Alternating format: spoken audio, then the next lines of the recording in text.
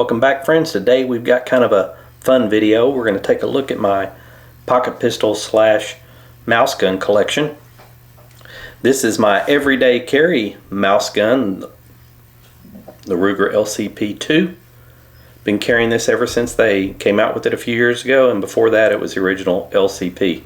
But this is a big old mouse gun compared to the ones we're going to see here, and this is a tool, not a collectible. The first gun we're going to look at is something that every collector needs. Guess what it is? Yep, the Baby Browning. If you're collecting mouse guns, gotta have one of these. This one here is Belgian made. It's a 1960 model, 25 ACP, and it is nickel plated. I'd never seen one of these before. I've seen a lot of the blue ones, and they're usually kind of beat up and overpriced. And I finally found a Browning that I was really happy with. A couple old gentlemen there at the gun show, they're about the third table in. I always stop and visit with them. Had this in the case. I said, hey, what's the story on your Browning? He says, well, I just traded for it about 20 minutes ago. So I got to looking at it and I said, man, I don't know if that's a factory plate or not. He wasn't sure, so we field stripped it, and man, yeah, it looked like a factory plate job. I thought somebody might have just taken a blue one and plated it, but no, that was it. And he gave me a price which I thought was more than reasonable compared to what I'd seen prices on some beat up blue ones. And I bumped him down 50 and he bumped me back 25, and we shook hands, and I put it in my pocket and I was grinning all the way around the gun show the rest of the day. Now, back when they made this thing, 1960, this particular one, this was probably a $75 gun.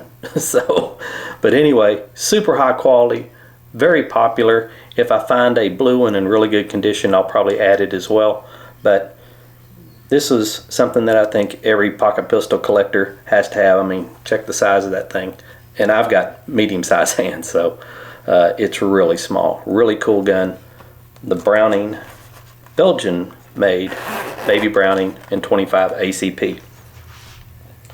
The next one I think that everyone is going to need, no, it's not a Ruger, but if you're going to collect any of these pocket pistols, half the time or even more, you're not going to get the original box with it, especially if you're looking for older stuff. But these are Ruger LCP pouches. Everybody just throws them in the box. Nobody uses them, and you can find these at the gun show for $5 or on eBay for, 5 for 20. And that's what I did, and that's what I keep these pistols in. This is the Colt Caliber 25. It is not a junior. It's not one of the Colts made by Astra, which will say made in Spain over here if that's where it's made. This is an actual Colt, and this one was made in 1971. It's kind of a matte finish, has the wooden grips on it. And you'll see a lot of these out there, but usually not in any kind of condition like this. I bought this from a friend of mine. I knew he had 2 or 3 of them that he had bought brand new. Don't ask me why he didn't keep the box. But he decided to downsize. They sold their home, moved out of town into a condo, and so he sold basically all his guns, except for the ones he was going to carry or that he really valued. And I've been asking about this, and he knew I wanted it, so I was able to buy it from him. I'm also looking out for the on the lookout for the old 1908 vest pocket Colt 2. If I can ever come across one of these, but Colt 25. I think you need to add one of these to your collection if you're interested in pocket pistols. You need to have the Browning, and you need to have the Colt for sure. But excellent example of one that is. I'm not sure if this one's been fired or not. I see some wear here on the trigger, but that might just be from dry firing or whatever. But once I took it apart, it looked like it was in new, unfired condition. But a beautiful example of the Colt Caliber 25. Now the next one, let's go to Italy. If you watch Such 00, no, it's not another Ruger. Such 00's channel. He's got a real crazy affinity for pocket pistols. I was watching his channel one day and he was talking about these Army Gulacies. A-R-M-I Gulacy. Also known as just the Gulacy. This particular one here, 22 long rifle. These are Italian made pistols. And the lines on them are just really beautiful. I mean, the Europeans just really know how to do this stuff. It looks very much like the Walther PP series, which a lot of guns back then, you know, the Makarovs and these and some of the CZs, they all kind of followed this basic design, and I just really like it. This was the first one I bought. I found it on Gunbroker. I was surprised how reasonably priced these were. This one has a little bit of wear to it. It's not perfect, but I have shot this, and I was surprised as to how well it does shoot. And just so you know, all the guns you're going to see today have been safety checked. There's no ammo in any of them, but it just really has, you know, a pretty nice little trigger. And this one is in 22 long rifle, and it's a really nice example. If you want to start getting into some of the European guns and not spend a bunch of money, now this thing continues to go up in price, but I think I gave $225 for this online. So if you're going to buy things online, just blow those pictures up, get a good look at them all so you can see if you see any rust. Look at these screw holes here for the grips. You might see some little cracks there, people over tighten them. But anyway, I bought this one. It only came with one magazine, which is kind of standard. If I can get it out here to show you. Maybe I can't get it out to show you. Oh, the base plate's coming off. But anyway, all Italian made, metal magazine. Army Gulacies, they've got several different models and they're pretty cool out there. So you might want to grab you one of those, put in your collection. Speaking of Army Gulacies, I don't see these at the gun show very much, but I did catch this one at our local gun show a few years back. They just had this,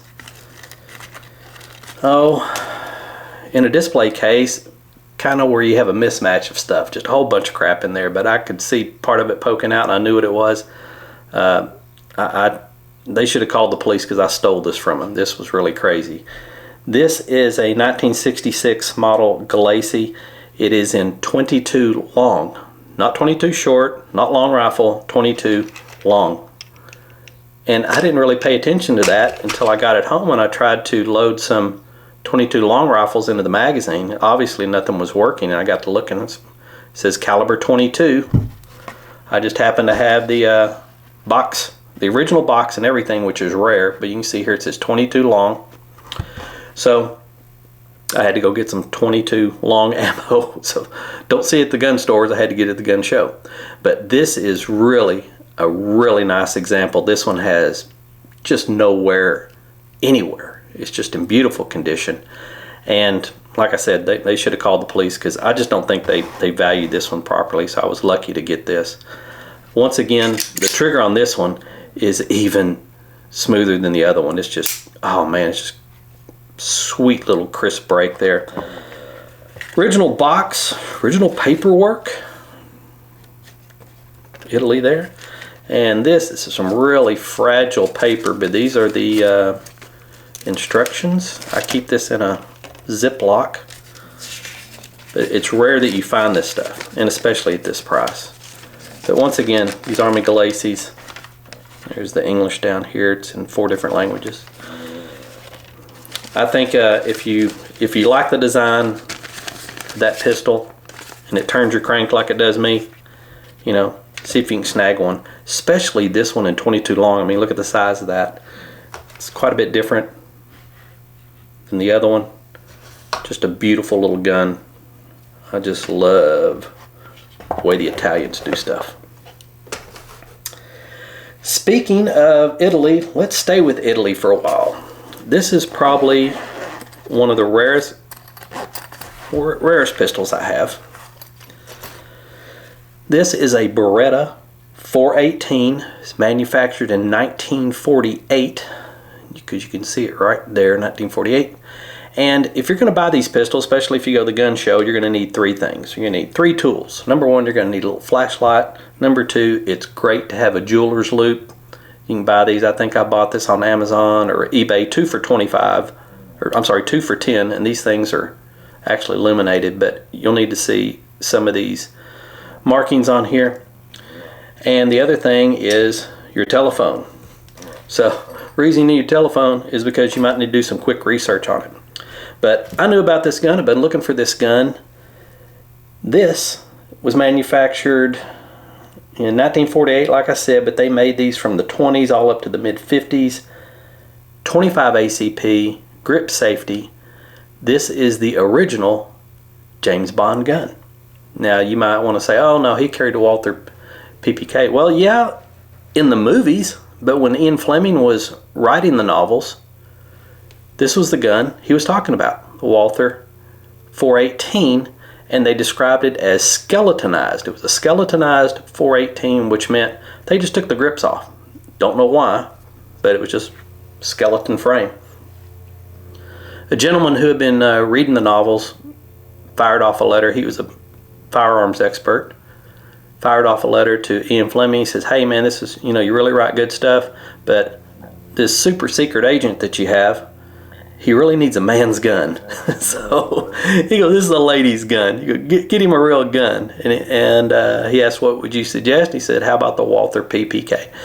And he said, well, send me some pictures of it, and I'm going to have my illustrator do some drawings, and the rest is history. So when you saw the James Bond movies, he's got the Walther PPK. But this is the original James Bond gun. So really happy to come across this pistol. I was really lucky. Got it from a guy locally. He brought along a couple of other pistols just to show me, and we'll talk about one of those in a minute. But this was the gun I was after. Haven't seen one since. I've seen some beat up, crappy looking ones on Gunbroker, but I really paid a really fair price for this one, and it's only going to go up in value. Our next Beretta, lucky to get this one too. This is the 950 BS, also known as the Minx. This is in 22 short. The S designates that it does have a safety. It is one of the tip-up barrel designs, which is kind of cool. You can load one there, so you kind of have one in the chamber, and then you can load your magazine, Italian magazine.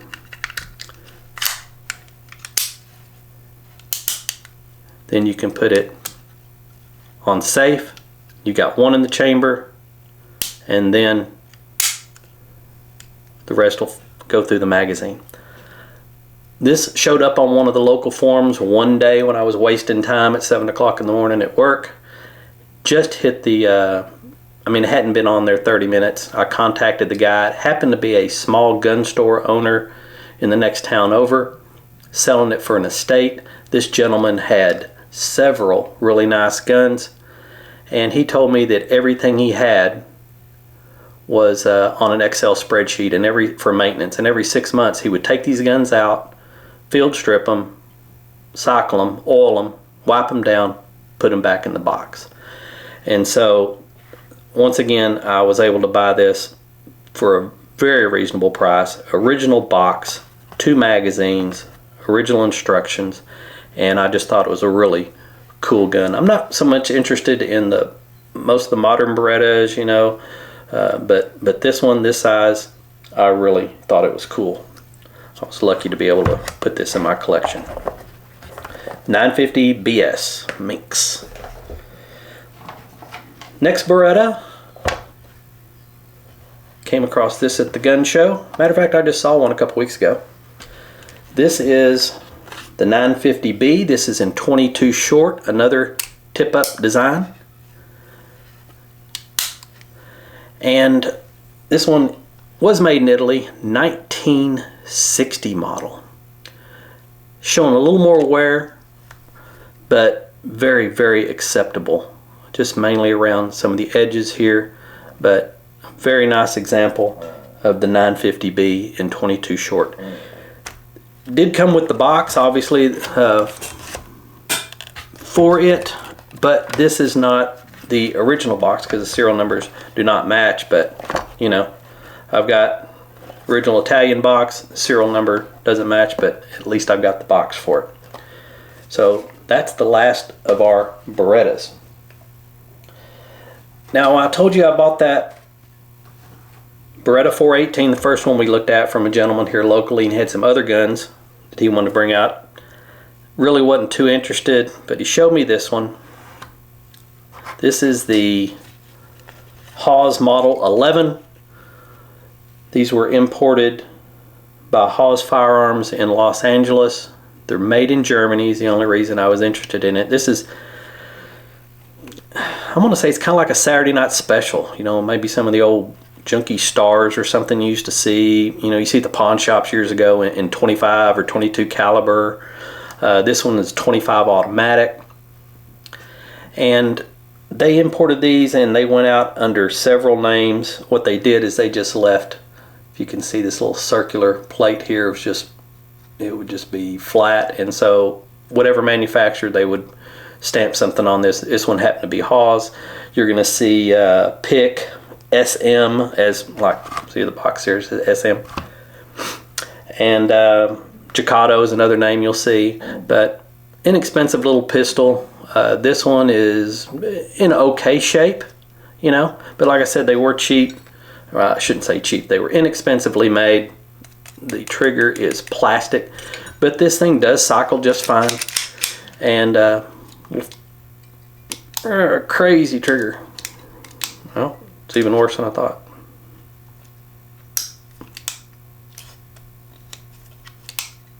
There we go. But it does have a metal magazine with a plastic base plate on it. He basically forced me to buy this. So if it wasn't made in Germany, I probably wouldn't even add it to my collection. But once again, a little small pistol here, and did get the original box, so shoot, didn't pay much for it, so that was kind of cool. If I was to ask you, what is the ugliest pocket pistol you've ever seen? What would it be?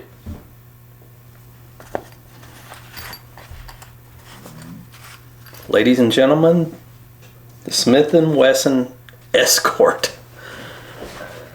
That damn thing is butt ugly. I think if they would have just trimmed these grips off here, it would have been such a better looking pistol. This one was made in I forget when this was made, but they only made these 3 years, 1970 through 1973, and this was their attempt to get into the pocket pistol business. Once again, not too big, gets a little beefy back here, but this one is chambered in .22 long rifle. I've seen these before, only in blue, but you can get them in blue or nickel with black or white grips.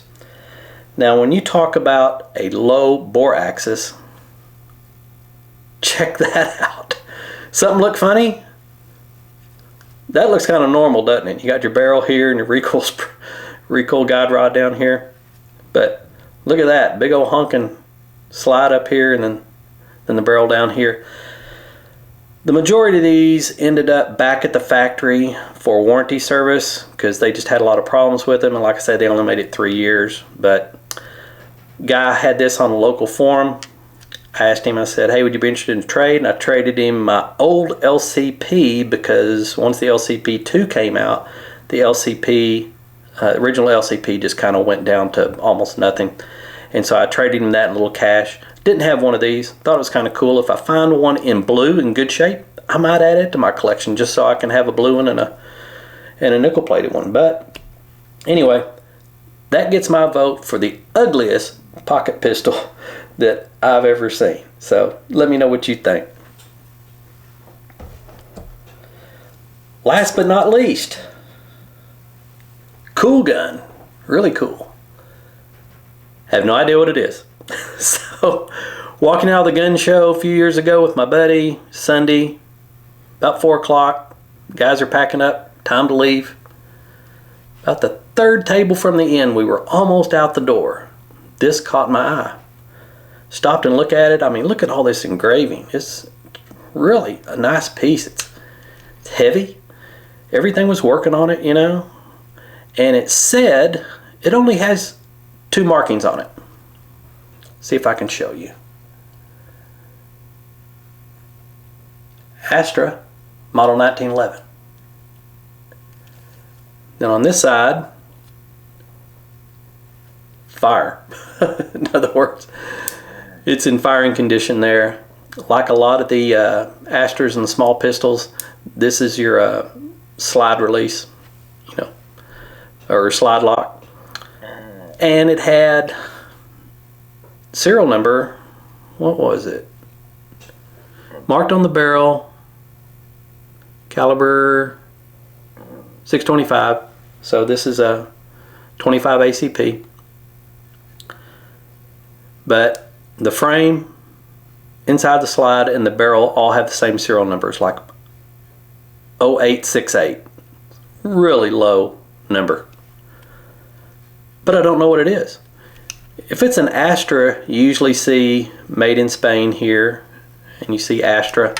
But I can't find a record of an Astra model 1911. Yeah, they made a quote 1911. It's a 1911.